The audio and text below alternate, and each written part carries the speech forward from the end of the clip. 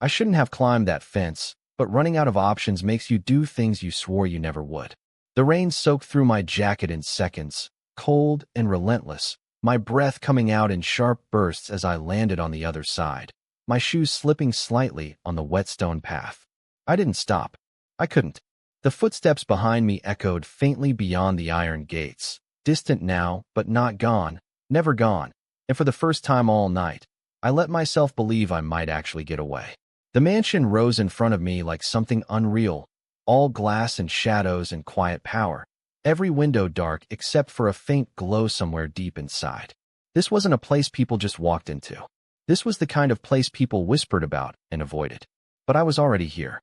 My fingers trembled as I reached for the side door, expecting it to be locked, expecting alarms, expecting something to stop me, but it opened with a soft click that felt too easy, like the house had been waiting. Inside, the air was warm, still, untouched by the storm, and the silence wrapped around me so tightly it made my chest ache. I stepped carefully across polished floors that reflected faint light, like mirrors, every movement too loud in my own ears, every breath something I had to control. This wasn't safety. I knew that the moment I crossed the threshold, but it was better than what was out there. I moved deeper, drawn by something I couldn't explain, past long hallways lined with closed doors, past artwork that watched me in silence, until I found it. The door at the end of the corridor, slightly open, like an invitation. My hand hesitated for half a second before I pushed it wider, my pulse hammering so hard it blurred everything else, and then I saw it. Photos, dozens of them, framed, scattered, pinned along the wall like memories someone refused to let go. And every single one of them made my stomach drop, because she looked like me. Not similar, not close, the same. Same eyes, same smile I barely recognized on my own face. Same small scar just above the brow I always tried to hide. My breath caught, sharp and sudden, as the room tilted slightly beneath me. This didn't make sense. None of it made sense. I took a step forward, drawn in despite the fear building in my chest, my fingers brushing against the edge of one frame like it might prove something real. That's when the air changed. Subtle, almost nothing, but enough. The kind of shift you feel before you understand it. And then a voice, low and controlled, cut through the silence behind me. You shouldn't be here. I froze. Every muscle locked in place as the sound settled into something heavy and undeniable. I turned slowly, my heart pounding against my ribs, and saw him standing just inside the doorway, perfectly still, like he had always been there, watching. His dark suit looked untouched by the night, his expression unreadable, but his eyes didn't move away from my face. Not even for a second. And something in that look made my skin go cold. Not anger, not surprise, recognition. He took one step closer, deliberate, measured, the kind of movement that didn't need urgency to feel dangerous. And I couldn't make myself move, couldn't make myself breathe as his gaze flickered briefly to the photos behind me, and then back again. Tell me, he said quietly, his voice almost calm, why you look exactly like someone I buried 10 years ago. My throat went dry, but I forced myself to speak, even as my voice came out quieter than I intended. I do not know what you are talking about. The words sounded weak the moment they left my mouth, like something rehearsed and already falling apart under pressure. His gaze did not shift, not even a flicker. He studied me the way people study something rare and dangerous, like I was not a person but a question he had been trying to answer for years. I became painfully aware of every detail, the way my wet jacket clung to my skin, the steady drip of rainwater onto the polished floor, the sound too loud in the silence. He took another step closer, closing the distance between us until I could see the faint lines at the corner of his eyes, the kind that only came from carrying too much for too long.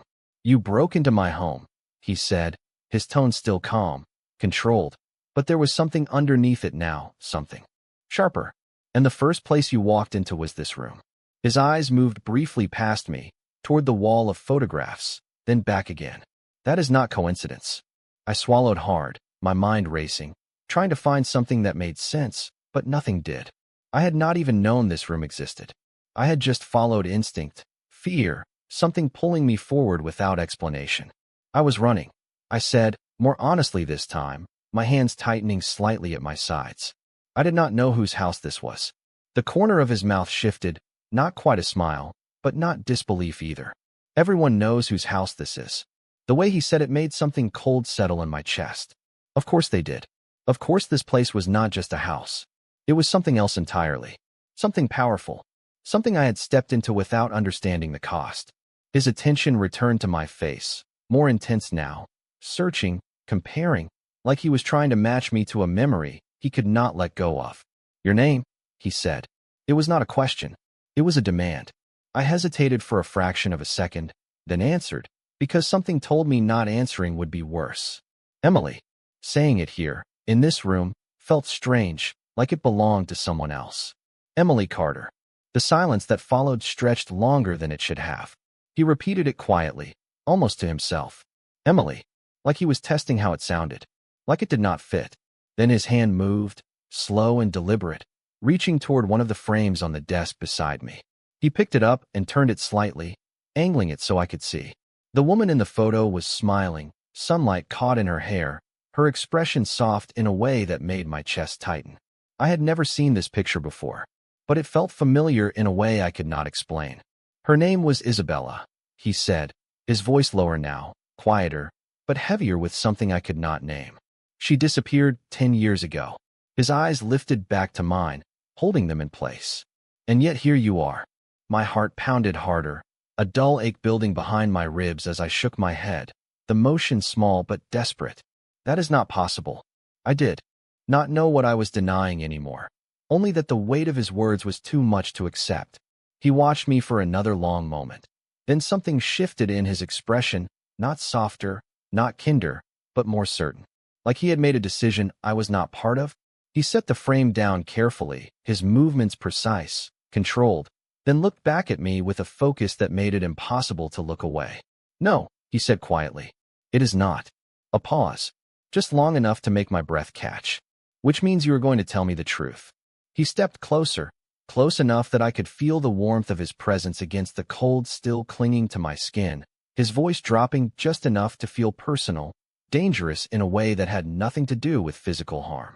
"Because if you walked into my past tonight," he said, his eyes never leaving mine, "then I need to know why it looks like it walked back out." My mind kept searching for something solid to hold on to, but everything around me felt like it was slipping, like the floor beneath my feet was no longer stable. "I told you the truth," I said, even though the words sounded less convincing with every passing second. "My name is Emily. I have never been here before tonight." He did not interrupt. He did not argue. He just watched me, and somehow that was worse, because it felt like he was waiting for me to realize something on my own. The silence stretched again, heavy and deliberate, until I could hear the faint ticking of a clock somewhere in the house, each second louder than the last. My eyes drifted back to the photograph on the desk, drawn to it without permission, and I stepped closer before I could stop myself. The woman in the picture looked so alive, so real, like she could turn and speak at any moment. I leaned in slightly, studying the details, the way her hair fell over her shoulder, the small curve of her smile, the same curve I had seen in mirrors my entire life. My hand lifted slowly, almost unconsciously, hovering just above the glass. "I have never seen her before," I whispered, more to myself than to him, because I needed it to be true. Behind me I felt him move, the shift in the air subtle but unmistakable, and then he was closer, close enough that I could feel his presence at my back without touching me. "Look again," he said quietly. I did, and this time something changed. Not in the photograph, but in me. A flicker of recognition that did not belong there, something buried deep, something I could not name. My breath caught as a faint memory brushed against the edge of my mind, too distant to fully grasp, like a dream slipping away the moment you try to hold it. I shook my head quickly, stepping back as if distance could clear the feeling. "No," I said, more firmly now, but my voice still trembled. "This does not mean anything. People can look alike. It happens." His reflection appeared faintly in the glass of the frame, his eyes still fixed on me, unyielding. "Not like this," he said. I turned to face him fully, forcing myself to meet his gaze, even though it felt like stepping into something deeper than I understood. "Then what do you think this is?" I asked, the question sharper than I intended, pushed by fear and frustration that were starting to blend together. For a moment, he did not answer. His jaw tightened slightly, the only sign of something shifting beneath his control. Then his eyes moved, not away, but downward, to my hand. I followed his gaze, my heart stuttering when I realized what he was looking at. The ring. I had forgotten about it, a simple silver band I had worn for years without thinking, something I had always been told belonged to my mother. He reached for my hand slowly, giving me enough time to pull away if I wanted to, but I did not. I could not. His fingers closed gently around my wrist, steady, deliberate, and he turned my hand just enough for the light to catch the surface of the ring. The moment it did, everything in him seemed to still, not freeze, still, like the world had narrowed to this one point. His grip tightened just slightly, not enough to hurt, but enough to anchor me in place. "Where did you get this?" he asked, his voice lower than before, stripped of everything except something raw and undeniable. My pulse raced under his touch as I tried to answer, but the words felt distant, like I was speaking from somewhere far away. "It was my mother's," I said. "She gave it to me before she died." The silence that followed was different this time. Not empty, not waiting, charged. His eyes lifted back to mine, and whatever control he had been holding on to cracked just enough for me to see it. Not anger, not confusion, something deeper, something that made my chest tighten in response. He released my wrist slowly, but the absence of his touch did nothing to ease the tension that had settled between us. "That ring," he said carefully, like every word mattered, "was buried with her." My breath caught, sharp and sudden, as the room seemed to tilt again, the edges of everything blurring for a split second. "That is not possible," I whispered, echoing my own words from earlier, but this time they felt hollow, fragile in a way I could not ignore. He took a step back, creating space between us, but his eyes never left mine. "That is the second impossible thing you have brought into my house tonight," he said quietly. A pause, just long enough to let the weight of it settle. "Which means we are missing something." Another step, slower this time, his presence shifting from confrontation to something more controlled, more calculated. "And you are going to help me find out what it is." The word help did not sound like a request when he said it. It sounded like a decision that had already been made without me, and something about that made my chest tighten in a way I could not ignore. "I do not understand what you expect from me," I said, forcing my voice to stay steady even as my thoughts kept slipping out of reach, like something inside me was trying to connect pieces I could not see. He watched me for a long moment, then moved past me without another word, his presence brushing close enough to make me step back instinctively. "Then start with what you do know," he said, his tone quieter now, but no less controlled, as he walked toward the far side of the room. I hesitated, then followed, drawn forward by something stronger than fear, something that felt dangerously close to curiosity. He stopped in front of a tall cabinet, its surface polished and untouched, and opened it with a small, deliberate motion. Inside were more objects, neatly arranged, each one placed with care that felt almost reverent. My eyes moved over them slowly, taking in details I did not understand: a watch, a folded letter, a small music box, and photographs I had not seen yet. "Everything in this room belonged to her," he said, not looking at me, his attention fixed on the items like they carried something heavier than memory. "Nothing was moved after she disappeared." The word disappeared lingered in the air, not finished, not resolved. I stepped closer, my gaze drawn to the music box, something about it familiar in a way that made my stomach twist. I reached out without thinking, my fingers brushing lightly against the lid. The moment I did, a faint sound broke the silence, a soft mechanical click followed by a quiet melody, delicate and distant, like something from another time. My breath caught as the sound filled the room, and with it came something else. A feeling, not a memory, not fully, but close enough to make my chest ache. I closed my eyes for a brief second, trying to hold on to it, trying to understand it, but it slipped away just as quickly as it came. "You recognize it," he said behind me. I opened my eyes and shook my head immediately, the motion too fast, too defensive. "No," I said, even though the word did not feel entirely true. It just surprised me. He did not respond right away. When I turned, he was watching me again, that same careful, measuring look that made me feel like every reaction I had mattered more than I realized. "You have been reacting to things in this room since you walked in," he said. "That is not coincidence." I wrapped my arms around myself without meaning to, trying to ground the unease building under my skin. Or maybe I am just overwhelmed, I replied, my voice quieter now. I broke into a place I should not be. I am standing in a room that feels like it belongs to someone else's life, and you are telling me I look like a person who should not exist. He stepped closer again, slower this time, his presence less confrontational but no less intense. And yet you are still here, he said.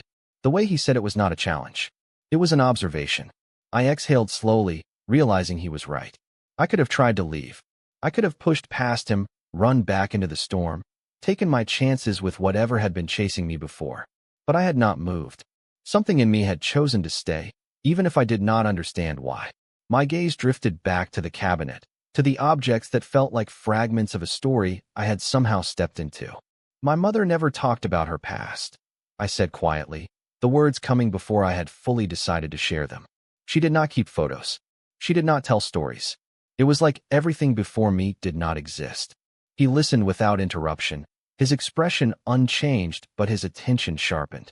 The only thing she ever gave me was this, I added, lifting my hand slightly, the ring catching the light again. And she told me to never take it off. A pause settled between us, heavier now, filled with something that felt closer to understanding than anything before. Then maybe, he said slowly, choosing each word with care, she was not trying to forget her past. His eyes met mine again, steady, certain in a way that made my pulse quicken. Maybe she was trying to hide it.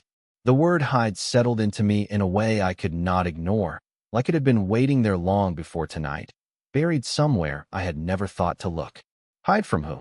I asked, my voice quieter now, not as defensive as before, because something inside me was starting to shift, something I could not push away anymore. He did not answer immediately. Instead, he reached past me, his hand moving with that same precise control, and lifted one of the photographs from the cabinet. He held it between us, not offering it, not forcing it, just placing it where I had no choice but to see. This one was different. The woman was older than in the others, her expression more serious, her eyes focused on something outside the frame. But it was not her that made my breath slow. It was what she was holding. A small child. My chest tightened instantly, something sharp and unfamiliar pressing against my ribs as I leaned in slightly, my focus narrowing on the tiny details. The child was turned just enough for the light to catch part of her face. Blonde hair, pale skin, a small mark above her brow. My hand lifted without thinking, fingers hovering near my own forehead as my pulse started to race. No, I whispered, the word barely forming as I shook my head, stepping back as if distance could erase what I was seeing. That is not me. He watched me carefully, not interrupting, not correcting, just letting the moment unfold exactly as it needed to. Look closer, he said, his voice steady, but softer now, like he was guiding something fragile instead of confronting it. I forced myself to look again, even though every instinct told me to turn away, to reject it before it could take root. The image did not change. The details did not shift. But something in me did. A faint flicker, the same kind I had felt with the music box, brushing against the edges of my mind. A sense of familiarity that did not belong to logic, that did not belong to memory as I knew it. My breathing became uneven as I tried to hold on to it, to make sense of it, but it slipped again, leaving only the feeling behind. This was taken 2 months before she disappeared, he said quietly. That child was never found. His words settled over me, heavy and undeniable, and for a moment, I could not respond. I could not even think. My entire sense of reality felt like it was tilting, like something I had always believed was suddenly no longer certain. My mother died when I was 10. I said finally, the sentence automatic, something I had repeated so many times it felt like fact. She raised me. She was there. Even as I said it, doubt crept in, small and unwelcome, threading through the certainty I had always held. He lowered the photograph slightly, his gaze still locked on mine, watching every shift, every crack.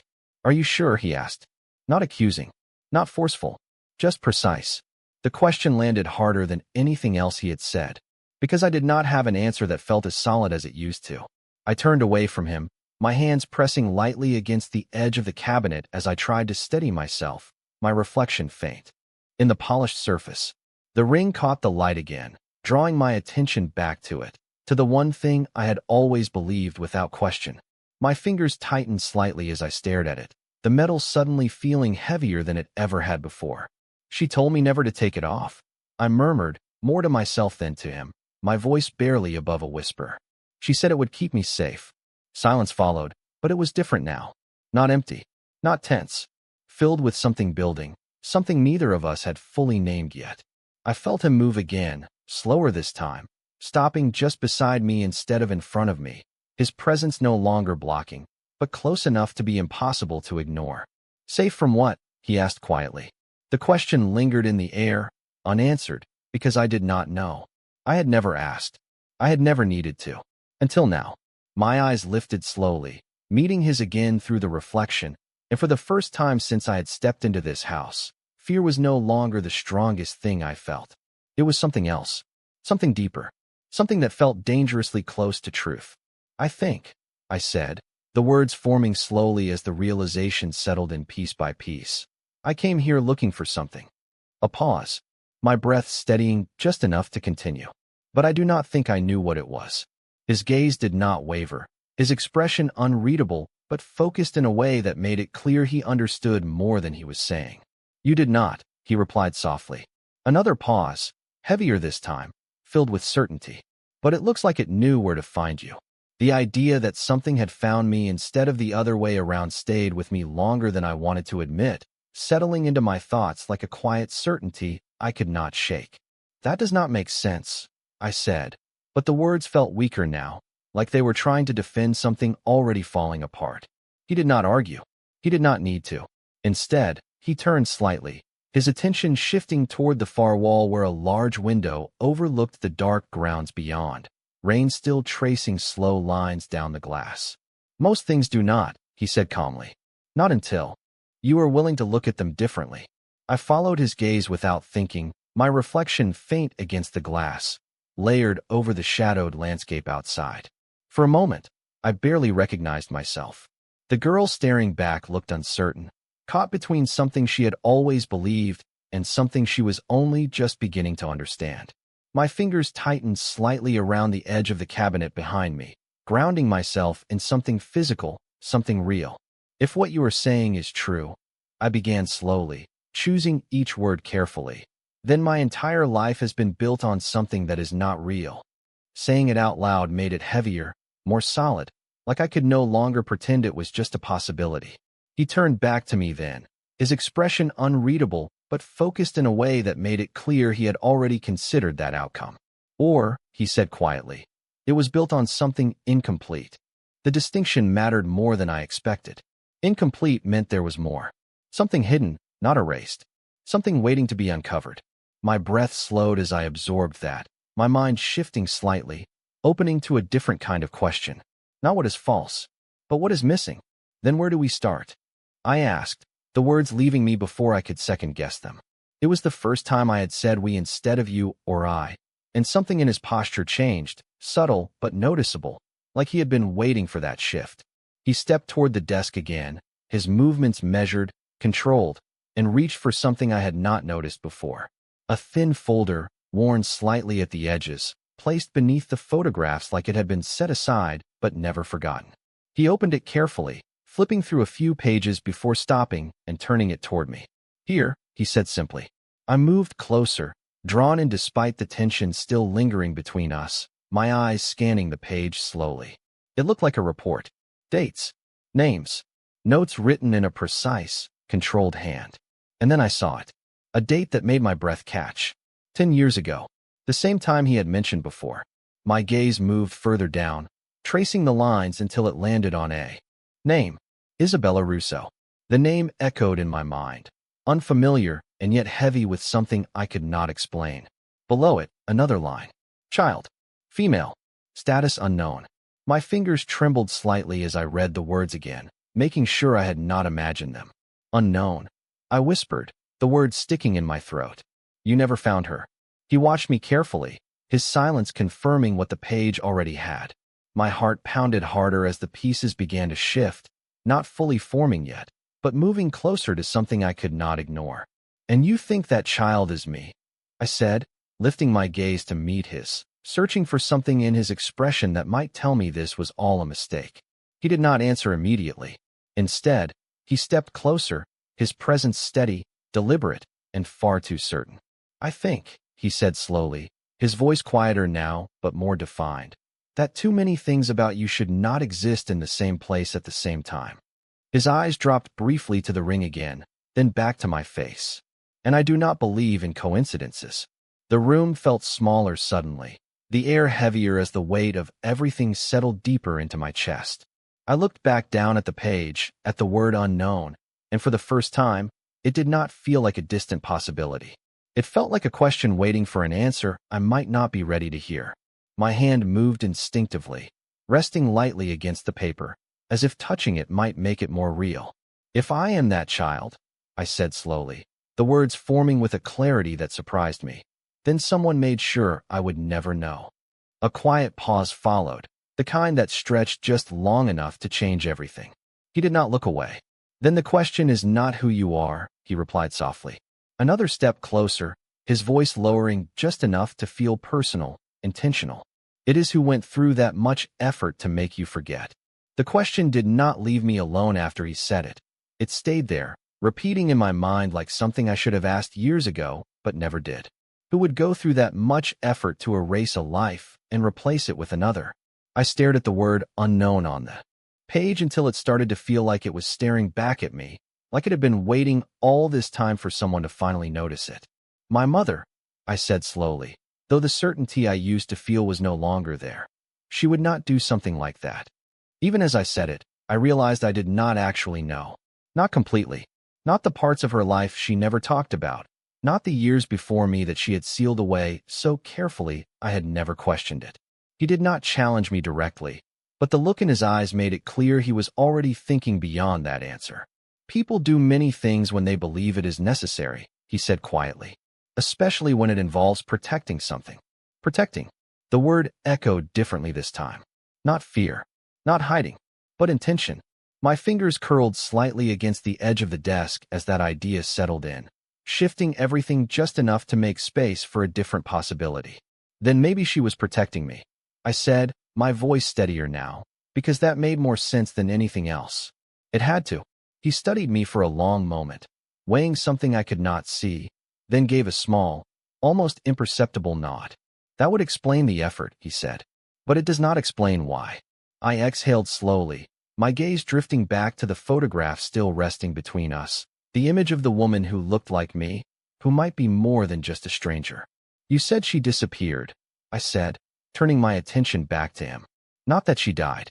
His jaw tightened slightly, the first real crack in his control since I had met him. "There was no proof," he replied. "No confirmation. Only absence."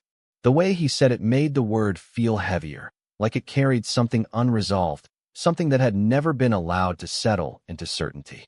"And you kept all of this," I said, glancing around the room again, at the objects, the photographs, the pieces of a life that had not been let go. "For 10 years. He did not look away. "I do not forget what matters," he said. The statement was simple, but it carried a weight that made my chest tighten again, not from fear this time, but from something more complicated, something I did not have a name for yet. My attention shifted back to the folder, to the dates, to the small details that suddenly felt more important than anything else. "What happened the night she disappeared?" I asked, the question leaving me before I could stop it, because if there was a place to start, it had to be there. Silence followed, longer this time, heavier, like I had stepped into something he did not share easily. He turned slightly away, his gaze moving toward the window again, the rain still falling steadily outside, the world beyond this room continuing as if none of this existed. "She left," he said finally, his voice lower now, more distant.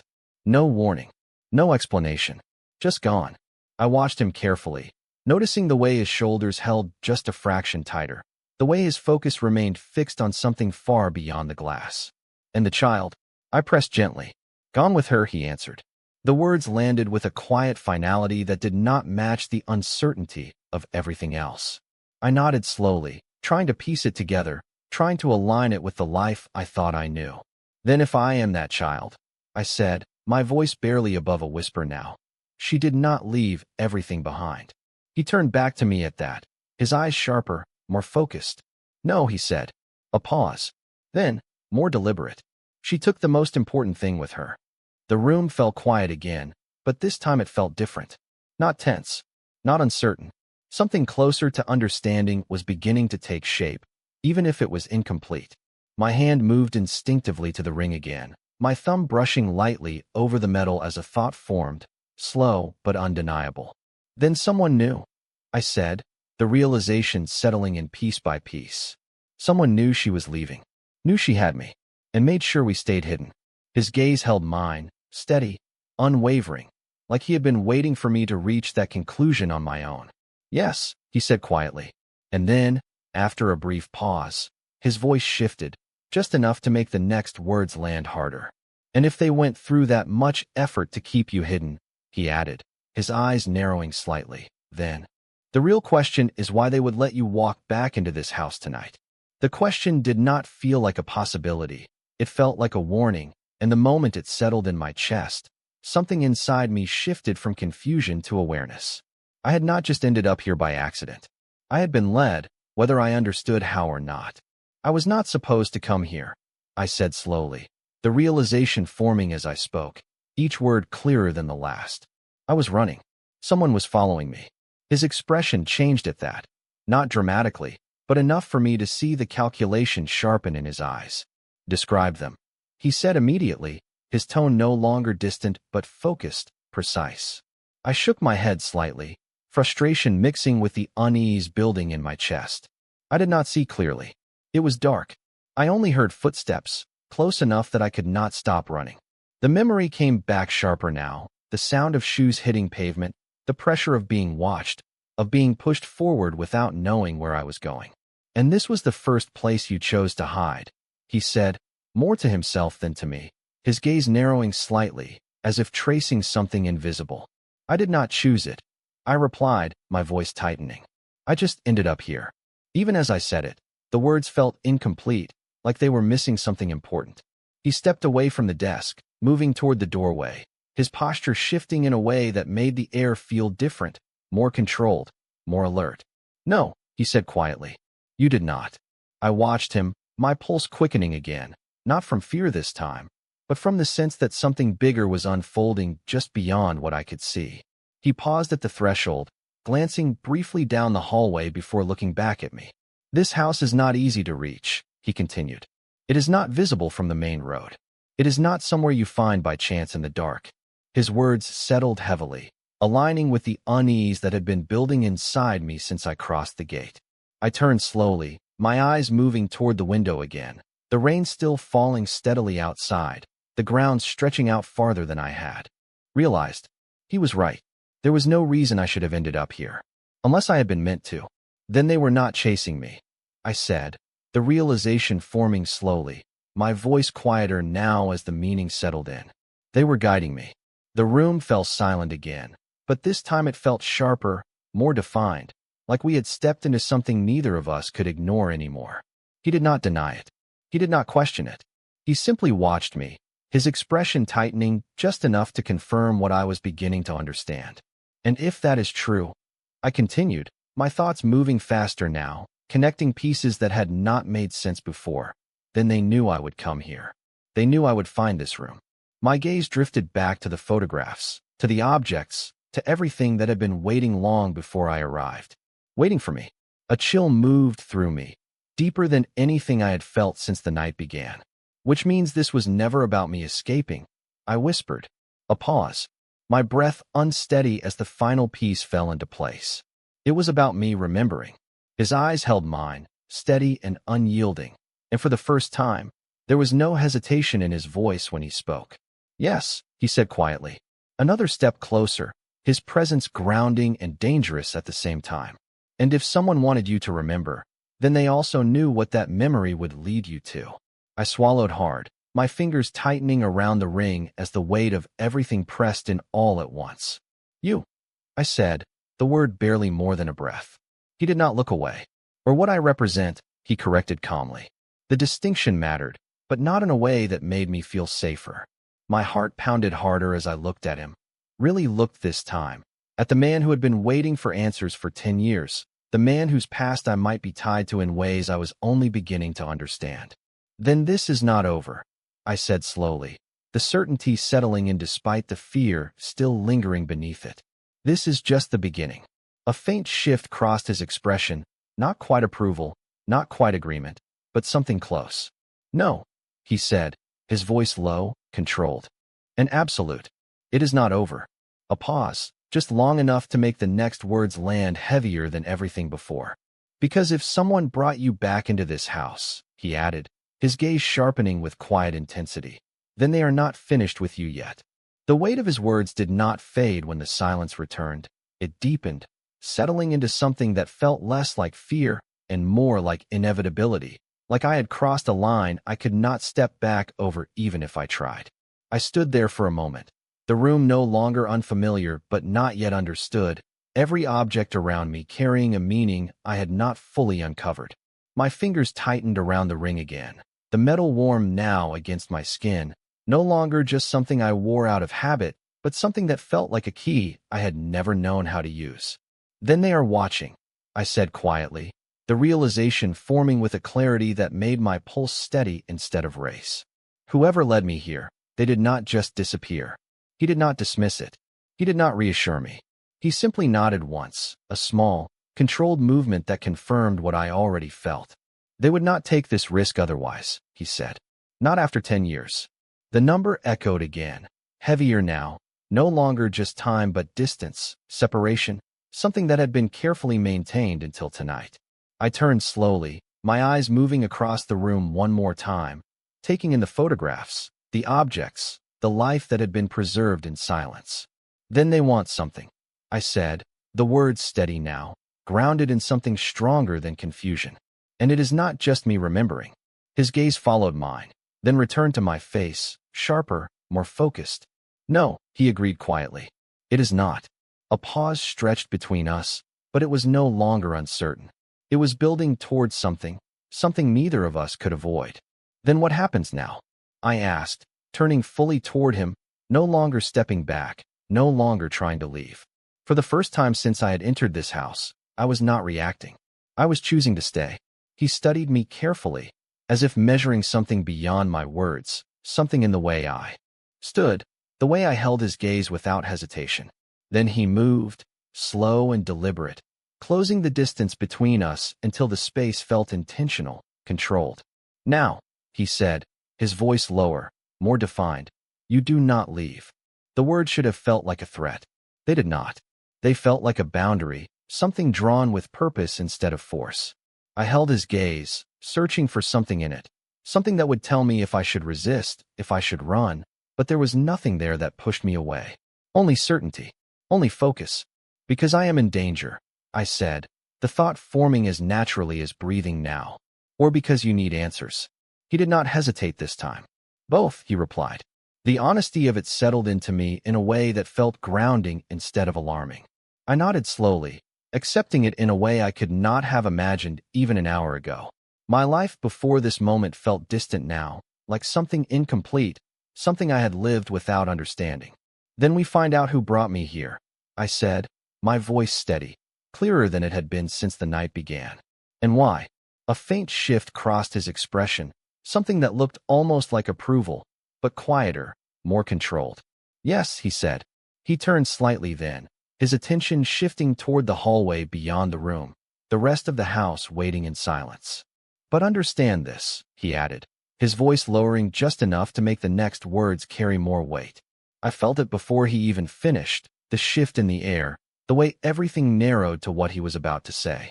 If someone wanted you back in this world, he continued, his eyes returning to mine with a focus that left no room for doubt, then they are not just asking a question. A pause, just long enough for the meaning to settle. They are starting something. The words lingered, heavy and undeniable, and for the first time, I did not try to push them away. I let them settle. I let them become real. My hand lowered slowly from the ring, my posture shifting almost without thought, like something inside me had finally aligned with the truth I had been circling all night. Then we finish it, I said, quietly. He held my gaze for a long moment, measuring, confirming, then gave the smallest nod. Not agreement, not approval, recognition. And in that moment, standing in a room filled with a past that no longer felt distant, I realized something that changed everything. I had not just walked into his world tonight. I had walked back into something that had been waiting for me all along.